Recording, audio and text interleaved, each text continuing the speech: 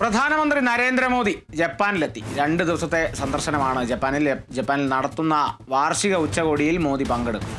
Japan പ്രധാനമന്ത്രി ഷിഗേറു ഇഷിഗെയും ഒത്തുള്ള മോദിയുടെ പ്രഥമ ഉച്ചകോടിയാണിത്. വിനയരാജാണ് വിവരങ്ങൾ നൽകാനായി ചേരുന്നത്.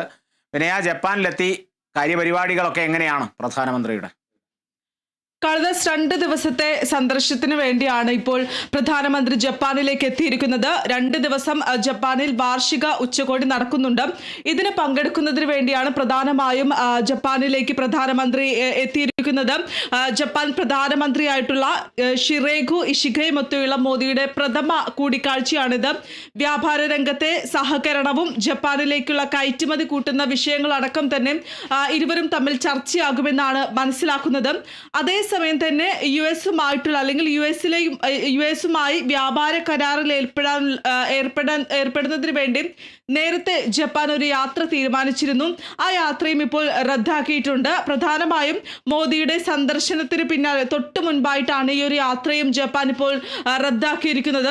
അതിൽ പ്രധാനമായും യുഎസിൽ ജപ്പാൻ നടത്തുന്ന $150 ബില്യൺ നിക്ഷേപക കരാറിന് ഔദ്യോഗിക സ്ഥിരീകരണം നൽകുന്നതിന് വേണ്ടിയിട്ടായിരുന്നു ഈ പ്രതിനിധി യുഎസിലേക്ക് പോകാൻ തീരുമാനിച്ചിട്ടുണ്ടായിരുന്നത്.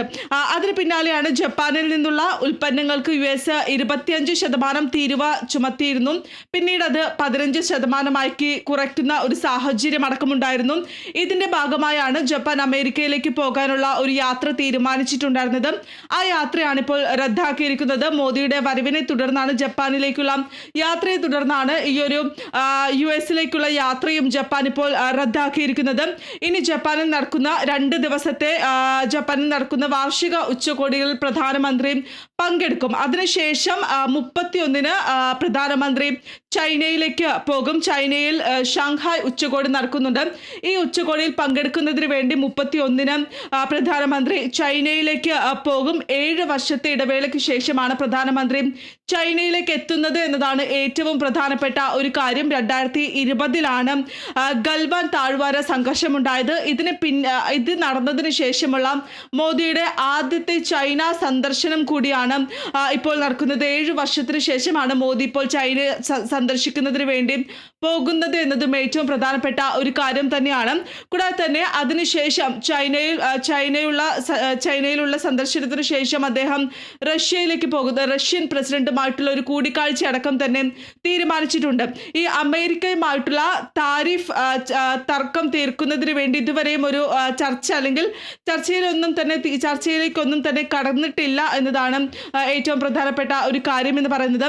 അമേരിക്ക ഈ തീരുവ കൂട്ടിയതിലടക്കം തന്നെ വലിയ രീതിയിലുള്ള പ്രതിഷേധം ഉയരുന്ന ഒരു സാഹചര്യമുണ്ട്. എന്നാൽ ഇതുമായി ബന്ധപ്പെട്ടിട്ടുള്ള ഒരു രീതിയിലുമുള്ള ചർച്ചയ്ക്കൊന്നും തന്നെ ഇതുവരെയും ഇന്ത്യ തയ്യാറായിട്ടില്ല. ഇപ്പോൾ എന്തായാലും ജപ്പാനിലേക്കാണ് പ്രധാനമന്ത്രി എത്തിയിരിക്കുന്നത്. ജപ്പാൻ സന്ദർശനത്തിന് ശേഷം അദ്ദേഹം ചൈനയിലേക്കും പോകും.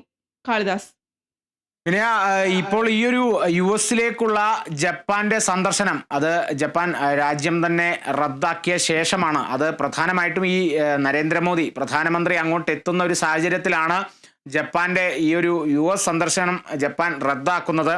ആഗോള തലത്തിൽ ഈ അമേരിക്ക ചുമത്തിയ തീരുവകളൊക്കെ അങ്ങനെ നിലനിൽക്കുന്നൊരു സാഹചര്യത്തിൽ ഈ ഏഷ്യൻ ഭൂഖണ്ഡത്തിലെ രാജ്യങ്ങളുടെയൊക്കെ പിന്തുണ തേടിയുള്ളൊരു യാത്രയാണോ പ്രധാനമന്ത്രി നരേന്ദ്രമോദിയുടേത് എന്ന് സംശയിക്കേണ്ടിയിരിക്കുന്നു. കാരണം ഈ ഒരു യാത്ര റദ്ദാക്കി ഇനിയിപ്പോൾ ജപ്പാനിലടക്കം അല്ലെങ്കിൽ ജപ്പാന്റെ അടക്കം പിന്തുണ ലഭിക്കാനായിട്ടുള്ളൊരു നീക്കം എന്തായാലും പ്രധാനമന്ത്രി ഈ ഒരു തീരുവ പ്രശ്നത്തിൽ നടത്തുമെന്നുള്ള കാര്യത്തിൽ സംശയമില്ല അല്ലേ വിനയ? തീർച്ചയായും കാളിദാസ്, എന്തായാലും ഈ ഒരു ജപ്പാൻ യാത്രയെ സംബന്ധിച്ചിടത്തോളം പ്രധാനമന്ത്രി ഈ അമേരിക്കയുടെ പെരുമാറ്റത്തെക്കുറിച്ചാണെങ്കിലും അമേരിക്ക ഇന്ത്യക്ക് മേൽ ചുമത്തിയിരിക്കുന്ന താരിഫിനെ കുറിച്ചിട്ടുള്ള കാര്യങ്ങളടക്കം എന്തായാലും ചർച്ച ചെയ്യുന്ന ഒരു സാഹചര്യമുണ്ട്.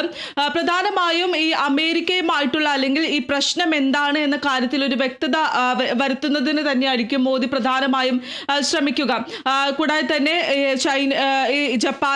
ജപ്പാനിലെ ആണെങ്കിലും കൂടാതെ തന്നെ ചൈനയിലാണെങ്കിലും അവരുടെ അടക്കം തന്നെ സഹായം തേടാനുള്ള ഒരു സാധ്യതയും കൂടുതലാണ്. ഈ പ്രശ്നങ്ങളടക്കം തന്നെ ഇരു രാജ്യങ്ങളോടും സംസാരിക്കും. അതിനുശേഷമായിരിക്കും മറ്റു തീരുമാനങ്ങളിലേക്ക് അടക്കം തന്നെ കടക്കുക എന്നാണ് മനസ്സിലാക്കുന്നത്. ഈ പ്രധാനമന്ത്രി വരുന്നതിന് മുന്നോടിയായി തന്നെയായിരുന്നു ഈ ഒരു ജപ്പാൻ അമേരിക്കയിലേക്കുള്ള യാത്ര റദ്ദാക്കിയിട്ടുണ്ടായിരുന്നത്. ഇനി പ്രധാനമായും മോദി ജപ്പാൻ പ്രധാനമന്ത്രിയായിട്ടുള്ള ഷിറോഗോ ഇഷിഗയുമൊത്തുള്ള കൂടിക്കാഴ്ചയിൽ ഈ വിഷയങ്ങളടക്കം എന്തായാലും ചർച്ചയാകും. ഈ അമേരിക്കയുടെ തീരുവ കാര്യമാണെങ്കിലും മറ്റും ചർച്ചയാകും. അതിനുശേഷമായിരിക്കും ജപ്പാൻ പ്രധാനമന്ത്രി അമേരിക്കയിലേക്ക് പോവുക എന്നാണ് മനസ്സിലാക്കുന്നത്. അത്തരത്തിലാണെങ്കിൽ അതിനുശേഷമാണ് ഈ ഒരു അമേരിക്കയിലേക്ക് ജപ്പാൻ പ്രധാനമന്ത്രി പോകുന്നതെങ്കിൽ ഇന്ത്യയുടെ കാര്യങ്ങളടക്കം അല്ലെങ്കിൽ ഇന്ത്യയുടെ പ്രശ്നങ്ങളടക്കം ഡൊണാൾഡ് ട്രംപുമായി അമേരിക്കൻ പ്രസിഡന്റുമായി സംസാരിക്കാനുള്ള സാധ്യത അടക്കം കൂടുതലാണ്. ഇന്ത്യക്ക് മേൽ തീരുവ ചുമത്തുന്നത് നിർത്തണമെന്നൊരു ആവശ്യം മുന്നോട്ട് വെക്കാനുള്ള സാധ്യത അടക്കം കൂടുതലാണ്. ഈ ആഗോളതലത്തിലടക്കം തന്നെ US പ്രസിഡന്റ് ഇത്തരത്തിൽ തീരുവ അടക്കം വർദ്ധിപ്പിക്കുന്ന സാഹചര്യം അടക്കം ഉണ്ടാകുന്നു. ഇതിനെതിരെ തന്നെ പ്രതിഷേധമുയർന്ന ഒരു സാഹചര്യം, ഇന്ത്യ അടക്കം തന്നെ പ്രതിഷേധം അറിയിക്കുന്ന ഒരു സാഹചര്യം അടക്കമുണ്ട്. എന്തായാലും ഈ ഒരു കൂടിക്കാഴ്ചയുമായി ബന്ധപ്പെട്ടുകൊണ്ട് തന്നെ അല്ലെങ്കിൽ ഈ ഒരു കൂടിക്കാഴ്ചയിൽ നല്ല തീരുമാനങ്ങൾ ഉണ്ടാകുമെന്നൊരു പ്രതീക്ഷ തന്നെയാണ് ഈ സർക്കാർ വൃത്തങ്ങളിൽ നിന്നെല്ലാം തന്നെ ലഭിക്കുന്ന ഒരു കാര്യം എന്ന് പറയുന്നത്. ഈ മോദി സന്ദർശനത്തിന് ശേഷമായിരിക്കും ഇനി ജപ്പാൻ അമേരിക്കയുമായുള്ള ഒരു സന്ദർശനത്തിലേക്ക് അടക്കം തന്നെ കടക്കുക.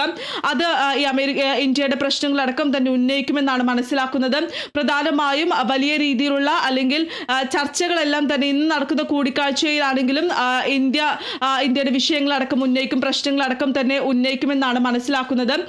അത് അമേരിക്ക അല്ലെങ്കിൽ ജപ്പാനിൽ നിന്നും അമേരിക്കയിലേക്കുള്ള യാത്ര നടത്തുമ്പോൾ ഈ കാര്യങ്ങളടക്കം ഉന്നയിക്കുമെന്നാണ് എന്തായാലും മനസ്സിലാക്കുന്നത്.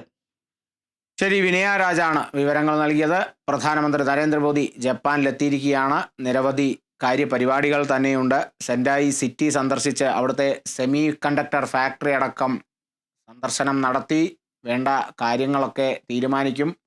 ഭാവി പദ്ധതികൾ നിശ്ചയിക്കും. ആഗോളതലത്തിൽ ജപ്പാനും ഇന്ത്യക്കും സംയുക്തമായി എന്തൊക്കെ ചെയ്യാൻ കഴിയുമെന്നുള്ളതിലും ചില തീരുമാനങ്ങളൊക്കെ ഉണ്ടാകും. വിനയ രാജാണ് വിവരങ്ങൾ നൽകിയത്.